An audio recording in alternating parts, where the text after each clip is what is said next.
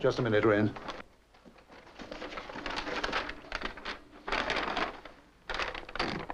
All right, show him in. Come in, please, Mr. Froy. I'm Detective Rain, sir. This is Inspector Davidson. He'd like to ask you a few questions. How do you do? I'd like to ask a few myself. To begin with, what's this all about? I'm leaving for the continent this afternoon, and I haven't time for games. We seldom indulge in games at Scotland Yard, Mr. Froy. We wanted to ask you about an acquaintance of yours, Count Mattoni. Count who? Count Victor Mattoni. Sorry, never heard of him. Perhaps I should tell you that Johnson, one of the lift men here, says he can positively identify you, and that you called in to see the Count one afternoon, and you said, when told he wasn't in, that he was afraid to see you. Shall I send for Johnson?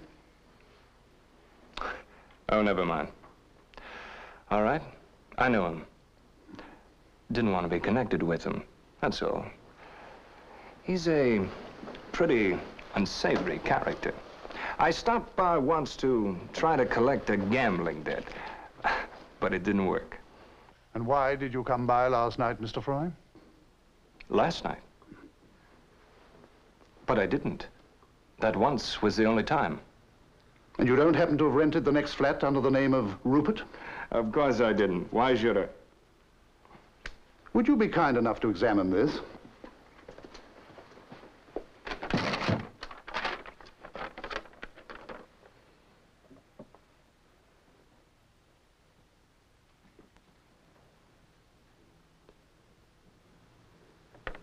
Why didn't you tell me you had this? So you were here. Seems rather obvious, doesn't it? Yes, I'm afraid it does, Mr. Froy. In fact, the whole thing seems rather obvious. Inescapable, I should say. The Count was murdered last night. Yeah, I know. I killed him.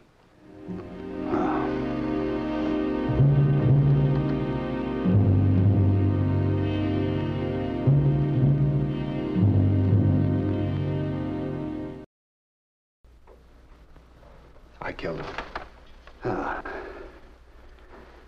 Would you care to tell me about it? However, you're not compelled to make a statement, and I must warn you that anything you do say will be taken down in writing and may be used in evidence. What difference does it make? I'm cooked anyhow with the letter, everything else. Yes, I'm afraid you are, Mr. Froy. And besides the letter, there's your renting of the next flat under the name of Rupert, the cartridge case there. Wait a minute, what's this Rupert business? I don't know anything about him or the flat next door or anything else. I think you're rather confused, Inspector. Do you? We might as well settle this right now, I suppose. Come in, Mullet.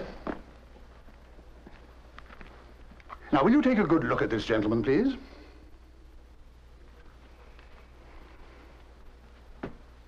Well?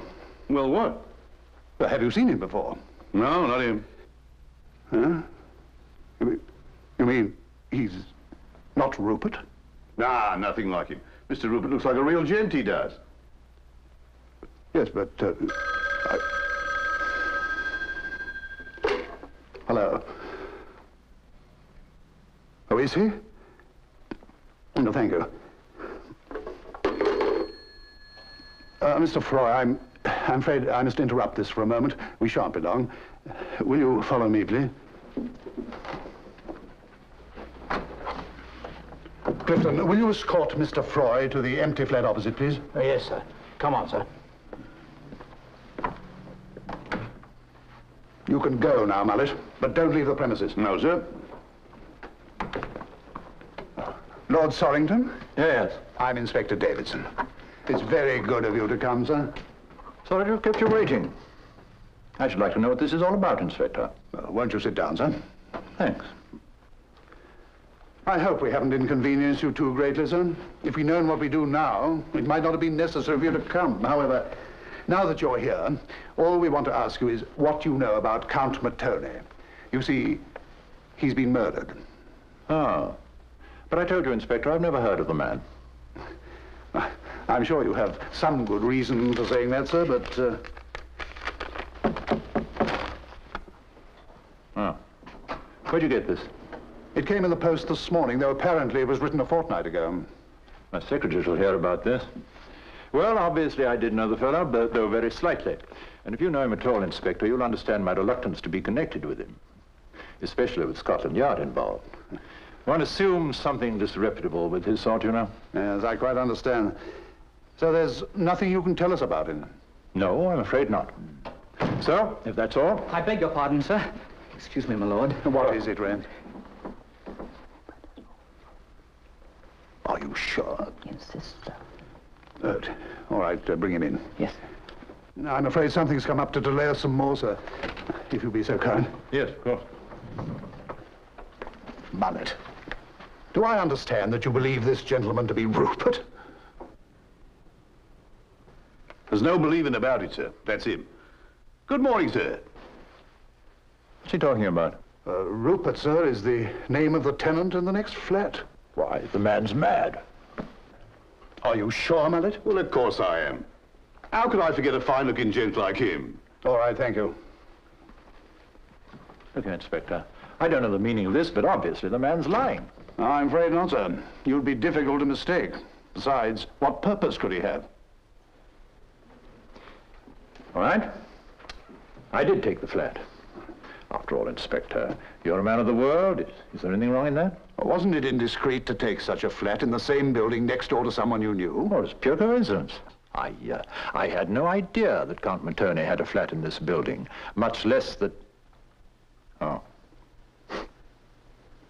My letter. Yeah. You've not been frank with me, sir.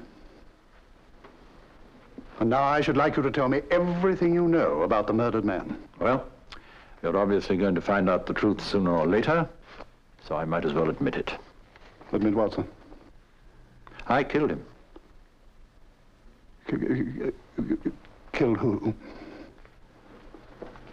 I killed Mattoni. Oh, but that's impossible.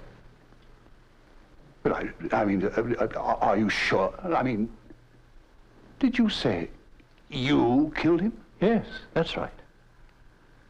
I killed the Count.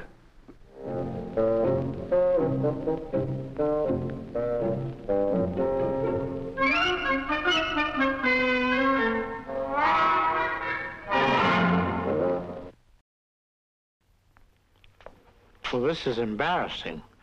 Our time is running out, and here we are with an unfinished story on our hands. I'm afraid you'll just have to wait until our next show to find out more about just who killed the Count. Personally, I shall welcome a week in which to think up some answers. After all, Froy and Lord Sorrington can't both be telling the truth. There's nothing I detest more than a murderer who tells fibs. Next time, we shall continue the strange case of Count Victor Mattoni. Thus far, our desperate detectives have two very good suspects, but their confessions seem to ask more questions than they answer. If all this has managed to pique your curiosity, please join us for the next installment.